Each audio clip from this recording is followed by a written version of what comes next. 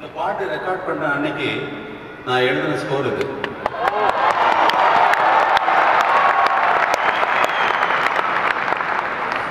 ஒன்று என்ன எழுதியிருக்கேன்னா, சுஜாதா ஃபிலிம்ஸ், நின்னு கோரி, சித்ரா, 1/4/81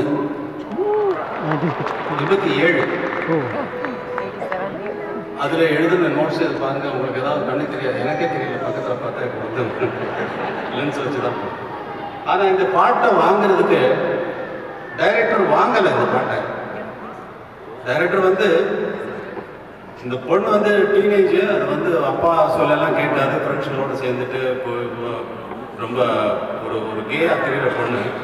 அந்த பொண்ணுக்கு ஒரு நல்ல ஒரு குரூப் டான்ஸ் போல ஒரு பாட்டு எனக்கு வேணும் அப்படின்னு சொல்லி தான் கேட்டார். எனக்கு அந்த மாதிரி யூஸ்வல் சுச்சுவேஷனாக இருந்ததுன்னா நான் கிரியேட் பண்ணுறதுக்கு ஒன்றுமே இருக்காது. அப்படிங்கிறதுக்காக நான் என்ன நினச்சேன், இந்த நின்னு கோரி வர்ணத்தை முதல்ல வச்சுட்டு அதை பாப் சாங் மாதிரி பேக்ரவுண்டில் பேக்கிங்கில் பண்ணிடலாம் அப்படின்னு சொல்லிட்டு இந்த நின்னு கோரி வர்ணத்தை அப்படி மாற்றி பண்ணேன். வாலி சாரும் நின்னு கோரி வர்ணம் இசைத்திட என்னை தேடி வரணும் அப்படின்னு சொல்லி எழுதினார். அதுதான் விஷயம், வேறு ஒன்றும் இல்லை. Thank you so much. அடுத்த பாட்டை பாடலாமா? அடுத்த பாட்டு உங்களோட இணைந்த பாடு. ஓ, எங்களோட நீ சேர்ந்து பாட போறியா? இல்லை, உனக்கு எனக்கு டூயட்டே இல்லையே.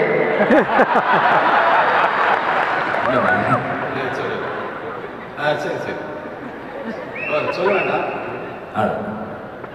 நான் பாட போறேன், அவ்வளோதான் சொல்லுங்க. இந்த கோயிலுக்குள்ள அண்ணனோட இணைந்து பிரியதர்ஷினி ஒரு அற்புதமான பாடகி, குழந்தை வரும் பாடகி, நிறைய பாட்டு தெலுங்கு தமிழ் எல்லாம் பாடிட்டு வராங்க.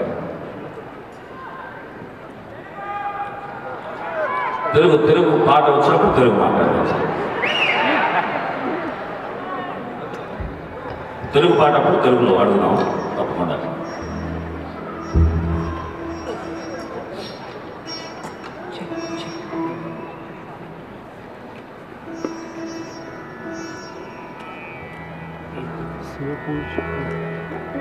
शिव पूजक